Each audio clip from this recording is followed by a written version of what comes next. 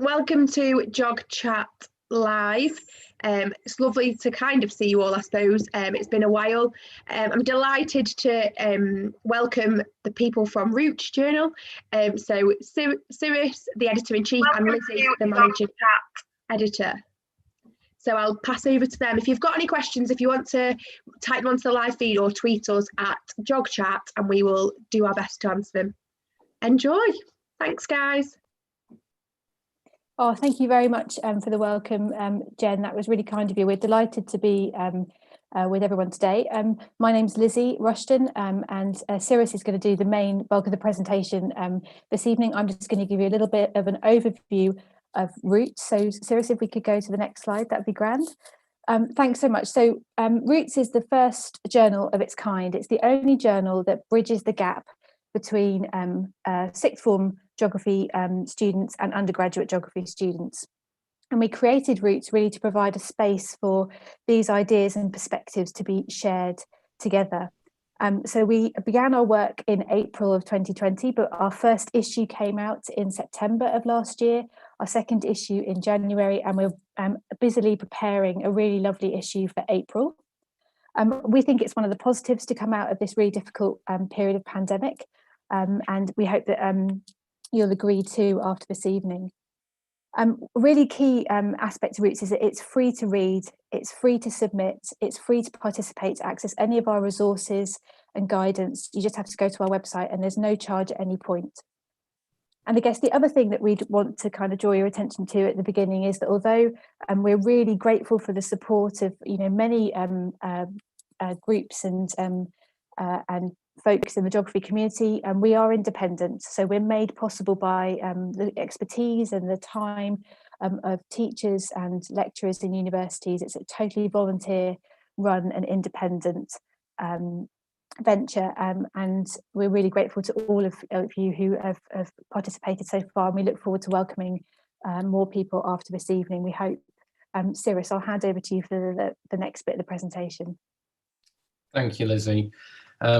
So hi everyone, and thank you for joining, and thank you to Paul and Jen for hosting. So here is what you will find when you go to our website, rootsjournal.org. It's our kind of homepage, and you can see from the top, you can kind of view our current issue, have a look at our previous issue, so we're up to 2 issues now, have a look at some information about how to submit, and there's some information for students about techniques and how to actually write. So we're very keen on giving students the support that they need to be able to actually write in a journal like this. And there's a tab at the top there for teachers and academics. So how do we actually use some of the amazing work that our students produce in our lessons? And we're really keen on more and more of that. So what I'd like to just highlight over the next kind of 20 minutes or so is the journey that we've been on since April, because some of you will know Roots more than others, some of you will be peer reviewers for us, and what's a really kind of pleasure to do is actually just say what progress we've made and the impact we've already had on students, which is a real pleasure and a delight to sort of share with you. So who are we in a little bit more detail? So I'm a geography teacher. Liz is also a geography teacher, but we, like most of us in the community, wear several hats. So and that's the kind of nature of, I think, geographers in general, where we do lots of different things. We're all a community of geography teachers and academics who do this voluntarily. So we give our time and expertise to support, mentor and promote student research. So that's both sixth formers and undergraduate geographers. We believe strongly that this is such a needed vehicle to actually allow students to have a voice, but also to have their work appreciated and improved through the process of us in the community giving them that feedback. And here are the editors, and me and Lizzie at the top, who really are the kind of people who spend most time with the articles. So when a student submits an article, it will come to Lizzie, who will then give and assign that submission to one of our editors who's an expert in the field that will match with the actual student submission. And from there, it will be assigned to peer reviewers. So we're kind of, you will probably know, I'm sure you will, at least one face here from the geography community, teachers and academics who are all kind of involved in this project. And if you go and have a look at our website, this is an example of our most recent issue, which came out in January. It's got an editorial, which is, this was last time written by Professor Gillian Rose on diversity and inclusion. But the actual journal is comprised of essays and fieldwork by students. So you can see there's some brilliant topics. Mary Jane Farrell wrote about intersectionality and its radical roots, for example, and she's a university student. The second article here was two competing goals, can sustainability and development ever be compatible? Again, written by a university student, but the second two are written by school students in the sixth form. So you can see there's some really innovative work coming along here. Like this is students really pushing themselves to kind of at university or at school to produce something that is really sort of their best work, as good as it can possibly be for the amount of time they can invest in it. We accept essays, but also original research projects. So if a student has done a piece of fieldwork, for example, an NEA, after the cycle has finished, so after the appeals process and so forth, then we found that they really like writing that up. So that's a really good challenge to write that in 2,000 words in a really concise way. Not only is it great for students, but it's great for us as teachers because we can use that in our classrooms when we're teaching now. So what we're developing here is a wonderful bank of student resources that actually mean that students are teaching other students about how to do things, how to research, how to actually write, say, about the study of temperature and humidity conditions in Mumbai. I mean, that particular example is someone who's written from India, but the predominant nature of the submissions is UK-based. And we also accept book reviews. So actually book reviews are really great ways of getting students to start writing because they typically don't have to be that long. It might be a way of just getting a student to reflect on a book that they've read. And they tend to be really nice ways of just giving students that bit of confidence that they can submit something to us, even if it's not as polished as they want it to be or as comprehensive. And we provide some guidance on how to do all of this, and I'll talk about that in a little bit. So sixth form articles, here's an example of the kind of articles we've got from sixth formers already. So let me just pick a few out.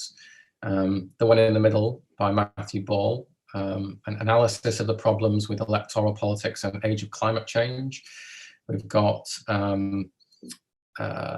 Anastasia Hamby in the bottom right. How do communities in different parts of the world govern the negative effects of globalization?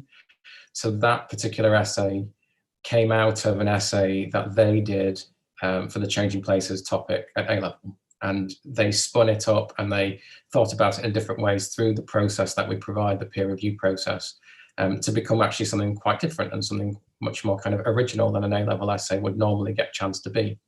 So things that we might identify here in our own teaching as things that we might just make a note of to use as resources that are growing in their nature, and of course they're free to use.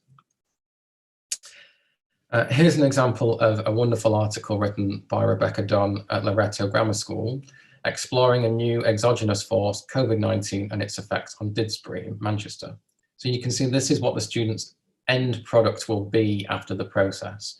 So this is just the top of the article, and the article would go further down the page, but you can see actually the student gets a citation if you like, so that other students can cite it, just like a regular piece of academic work, which I just think is so powerful that you can get a student citing another student. It doesn't just have to be some inaccessible kind of realm of publishing. Actually, students can have a say in the knowledge that we learn about.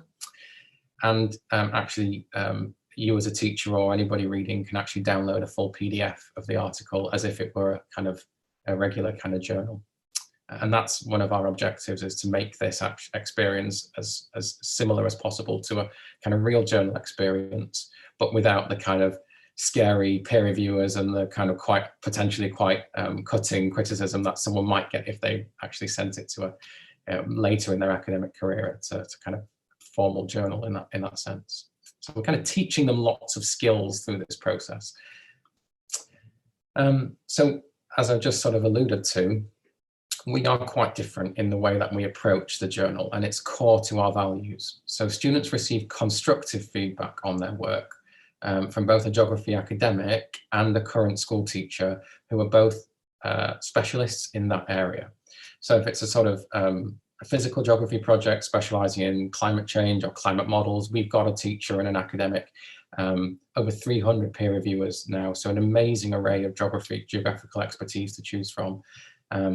And they will get some proper constructive feedback on their work, which is often a really unique thing, because perhaps in school a student has quite a niche area of interest where there just isn't that expertise there that they might want to draw on. And we can support them as much as possible, but sometimes it's just really helpful to have that other person that looks at it and gives them that feedback.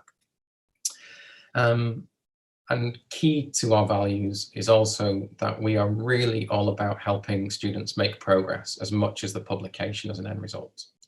So publication is a really nice thing to have for a CV or a UCAS form, and it's wonderful to see students who've published writing it on their UCAS forms, and that's happening more and more.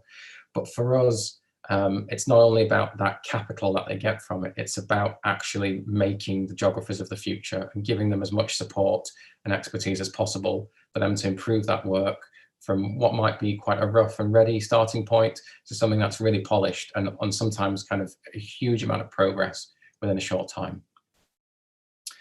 So the mechanism of Root is that students really polish their work through the expertise they get. And let's go back to this article by Rebekah Dunn. And when I was producing this talk, I went back and looked at where her work started when she submitted it to us, to the end point after we'd finished helping her make the changes. And it's really a privilege just to take you through some of the ways it's changed. So she originally submitted her article, and this was the abstract. Of course, it's longer because it's a full article. And you can see the original question was, evaluate the role of one or more external forces in changing lived experience in the local or distant place you've studied. So it's taken from an A-level style question that we'll be familiar with.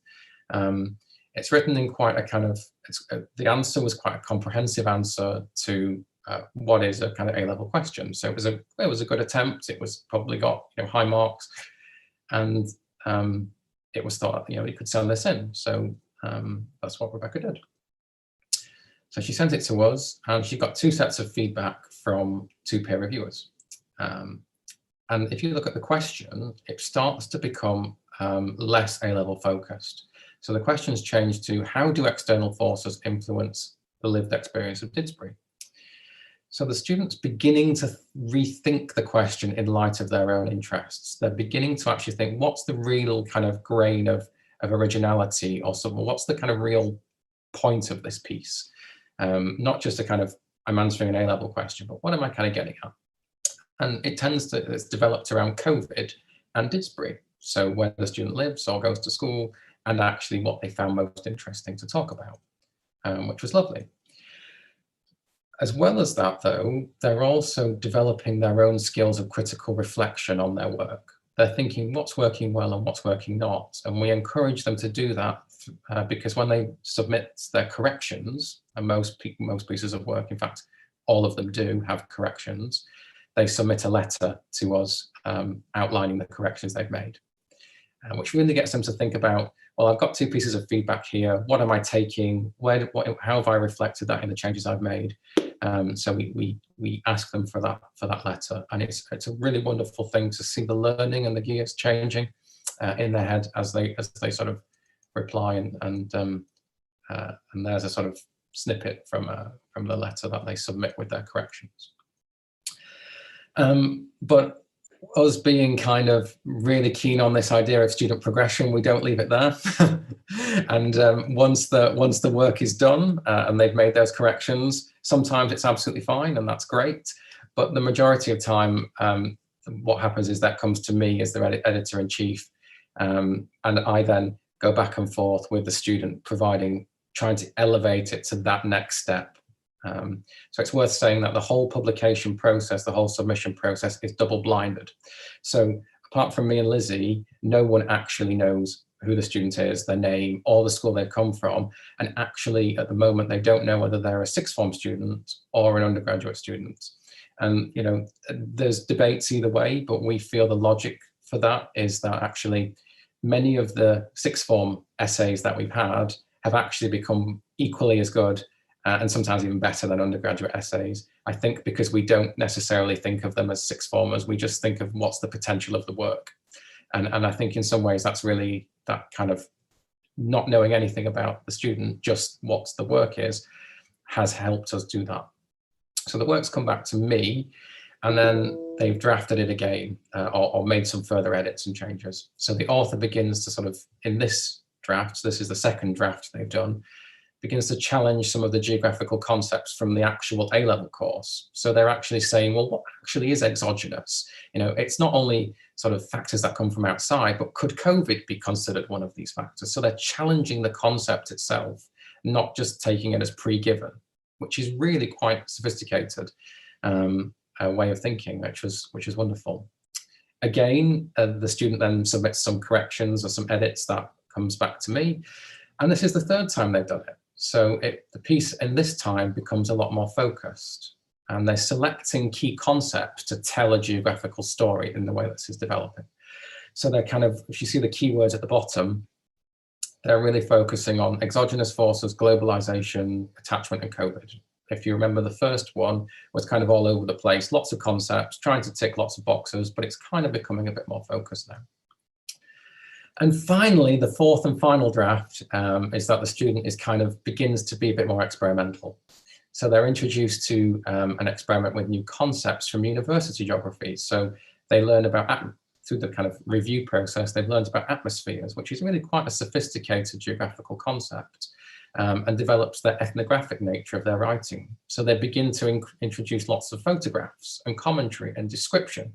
So they're developing their sort of ethnographic skills in a way that is actually really sophisticated. So this article has changed beyond recognition over the period of a few months. So, of course, when a student looks at the website, they can think, wow, these articles are really good. But actually, they're really good because of the amount of time that students have committed to working on them and the amount that actually students want to get out of the review process. When we've asked students why they submit to Root, it's because of the expertise that they know they will get. So if a student really wants to engage with this process, then they have to be committed. But we also facilitate that. The fact that there were those four drafts or so was because of the way that Roots works. We encourage students that their work is good enough, and it's just making it that bit better or that bit further better. So it's our approach and the time we spend with each kind of submission that we really care, that I think also drives the process further, so that students really know that we care about each piece, we read each word, and we're really invested in their own interests in making it that bit better. So we've had a unanimously positive student experience, which we're really keen on keeping up. And this was a recent email that we got, which the sixth form student kindly agreed that we could share with you. And this was sort of a little bit of a kind of abridged version, but they said, during this peer review process, I really felt my academic writing improved dramatically. With my knowledge from this peer review process, I hope to apply this to one of my older essays and adapt it so it's sufficient for another submission. So we've got some really good engagement here, which is wonderful. What student goes back and looks at old essays? I mean, that's just wonderful, and really, really taking on board the kind of ethos of the journal, which is fantastic. One thing that's unique about Roots, in a way, is that students get a chance to go back and look at their work because they have time to do so. Often when we're marking in the classroom, they kind of, students will get some feedback, and there might not always be that time to do second and third and fourth drafts because of the nature of what we, the time we have in the sixth form. But here, because it's sort of extracurricular, if you like, and students can really invest that time in polishing that piece of work. So what can students actually submit? So all submissions have to be under 2,000 words. But within that, we're trying to be as flexible as possible. So most work that comes to us is in an essay form.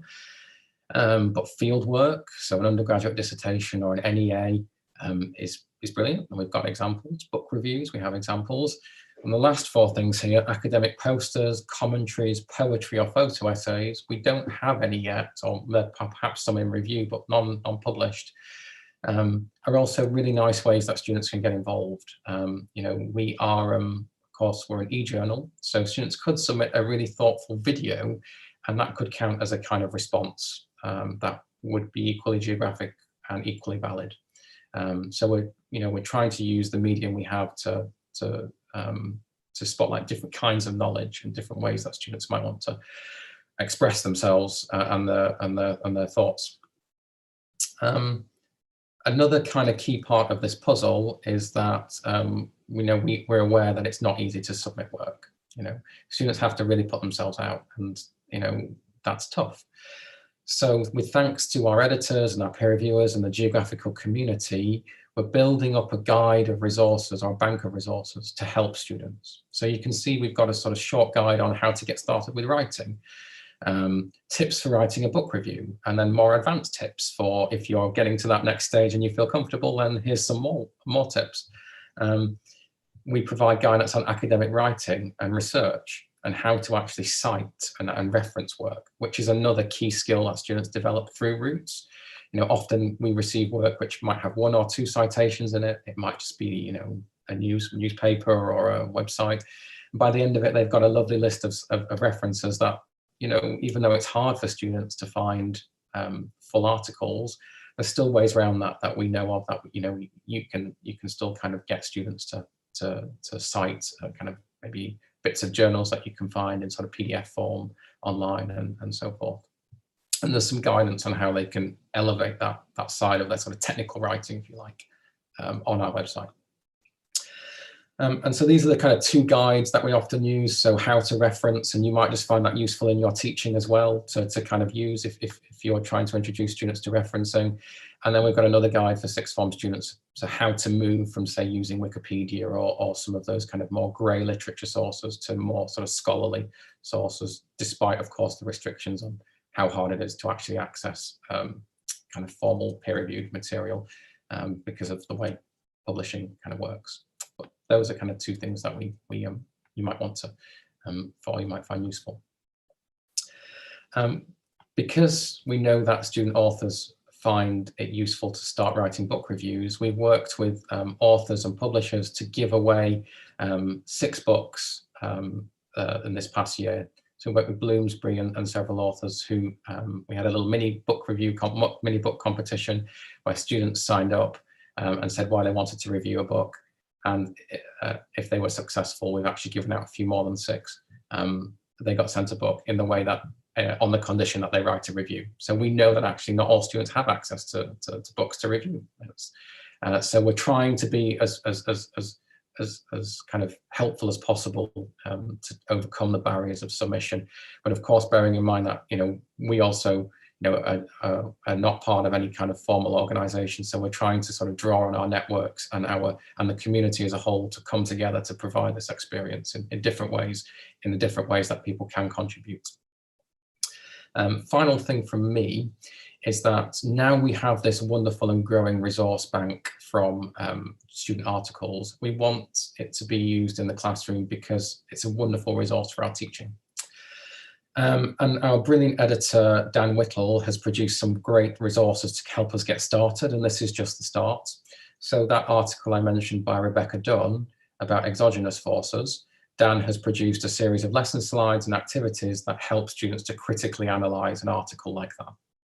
So here's the kind of lesson exercise. There's a few keywords down here. And the kind of key thing that Dan's really keen on doing is getting students to kind of critically analyse. So just because it's been published doesn't mean that you can't critique it and you can't find new ways of thinking about it or argue with it. So all of Dan's work is really about getting students to say, do I agree with those conclusions? What would it be like in my area? So you can kind of develop those critical skills through a Roots article, which I think is so powerful. And Dan's also put together a series of great resources that actually come from his own teaching. They're not just done for Roots. He's used these resources, and he's invited you. He's kind of given them to the community to use too. So here's a really nice resource that links to that article, but also just teaches kind of key concepts of exogenous and endogenous forces. So that's there as well for anybody in the community to use as is useful. So look forward to taking your questions, and I'll hand back over to Lizzie for some more little bits of news. Thank you. Oh, thank you, Cyrus. I hope that's whetted your appetite, everyone, for Roots. And we do try and listen to the community and really take on board your views and perspectives. And one of the kind of messages that came out over the last 6 months, it was teachers were saying to us, actually, we really wish there was a space for us to publish our research. We've got a dissertation that we really passionate about, that's kind of gathering dust in a drawer or lever arch file somewhere. It's probably showing my age there. It's probably on a memory stick, right? But anyway, so we're creating a special issue to feature the research of geography teachers. So we've got an open call for expressions of interest, and all that really means is that you pop myself or Cyrus an email and say, this is my kind of idea, what do you think? We'll give you some really supportive and helpful feedback.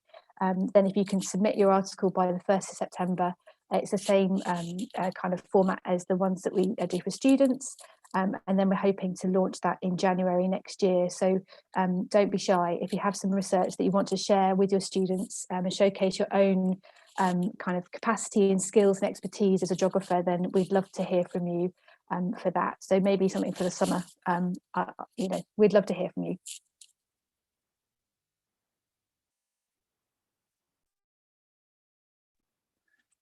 Thank you both for that. That was absolutely fantastic. Can I just say a massive thank you to both of you for coming on and doing this. What you've created is really unique in terms of what a secondary student can do.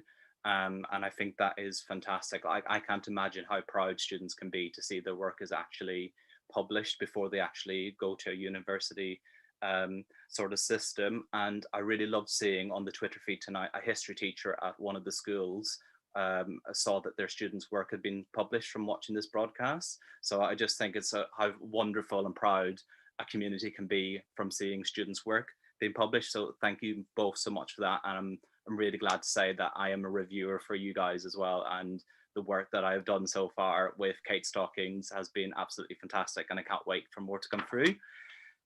We have a few questions that have come through, and I think, speaking as a teacher who largely teaches A-level, I think a lot of these resonate with me as well. The first one would be, what advice would you have for a teacher who's finding it difficult to advertise this with students? If I jump in maybe quickly, I think that's kind of the nature of it. Like this will appeal to some students more than others, and it doesn't just have to be the most academically able. There'll be someone sitting in a classroom who thinks, I actually just would really like to give this a go. So there is a sort of natural selection process, if you like, of those students who will be interested. I think just as a teacher, maybe modeling some of the articles and making them seem more accessible by bringing them into lessons. But it's not going to happen overnight. This is a new project, and I think the more we can just sort of talk about it, and students want to know what they can do to apply to university. Well, especially year 12s right now. Well, here's one part of what they might do. So I think there's different ways like that. Really good. I think that links pretty much to the second question as well, as what could teachers do in terms of building up confidence in students? One DM I got was mentioning that, they'd be really keen year 12s, but they feel like, they aren't just academically ready yet at this stage in the year to start writing a piece of work. Would you say, are the resources there in terms of actually helping students to become academically prepared if they don't feel confident enough yet? Yeah, if I jump in with that, I think maybe that's where the book review can really help. So, book review is really about sharing your perspectives and your opinions. So it's not so much about what knowledge do you have, but actually it's your critical engagement, your contribution to thinking in that way. And perhaps by the first point to good writing is always reading. So perhaps read a couple of the book reviews of Roots, and there's a search function that Cyrus has set up, so you can kind of find articles by key terms. So if there's a particular area that you're interested in, just read, and I have to really emphasize, it's a really kind and supportive process. We want, once people have had their feedback, to come back So it's in our interest to be as kind and as helpful as possible. So it's just getting over that first hurdle of perhaps, maybe it could be a summer project between year 12 to year 13 that you do over that summer break, and then you come back in at the beginning of year 13, and then you've got a chance of that then potentially being accepted before you're then writing your UCAS or submitting your UCAS. So maybe a little bit of a kind of a carrot in that way, but also the reassurance that that you will get positive, constructive, kind feedback. So maybe if teachers could maybe frame it around that. Yes, it is amazing work that's there, but it's all come through that kind approach. Brilliant. I've got one here about the EPQ as well, and that one definitely resonates with me. So I'm the EPQ lead in my school, and coincidentally, the geography EPQs have gone through the roof this year.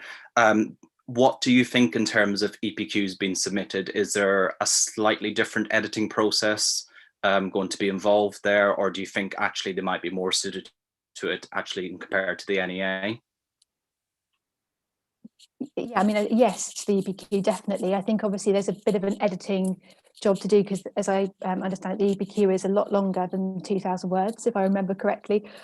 So there will be a job to kind of really extract the key kind of core of that EPQ. But that's also got to remember that you've got to have that submitted as part of that qualification before you then send it to Roots. That's the only kind of technical thing. But definitely EPQs, definitely NEAs. And perhaps for those students who aren't doing geography A-level but are doing an EPQ that's got a kind of geographical theme, we really encourage the broad use of EPQs. Geography is quite a broad discipline, so it might be a space for somebody who has a real interest and passion for the environment but hasn't done geography A-level to kind of have their perspectives and ideas shared, for example. I really like that idea. The last one I've got here is in terms of the kind of submission pieces that you're looking for. Is there any particular themes that you really like to see, or are you actually looking for, in terms of geographical scale, what kind of articles are you looking for? Do you kind of favor ones that are more kind of national, regional, global based, so they have a wider kind of appeal in the audience, or do you welcome the local kind of scale ones as well?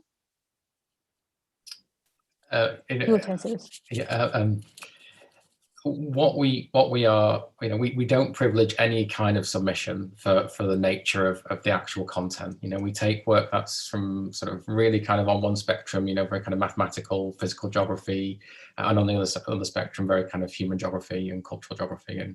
And we don't privilege any scale or any particular theme. I mean, what is actually quite nice is when a student submits something because they really are passionate about that issue.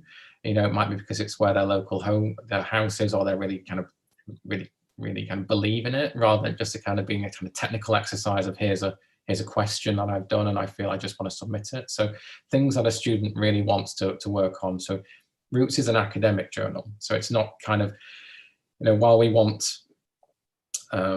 broad area of themes, students have to be prepared to do it in a scholarly way. So it has to be kind of embedded in evidence, in research, and as much as possible, bearing in mind that of course this is a learning process as well. Absolutely. Guys, thank you so much for giving up your evening to speak to us. I think we will end our chat there. So thank you everyone for watching, and have a fantastic rest of the week. Thank you. Thanks so much. Thank you.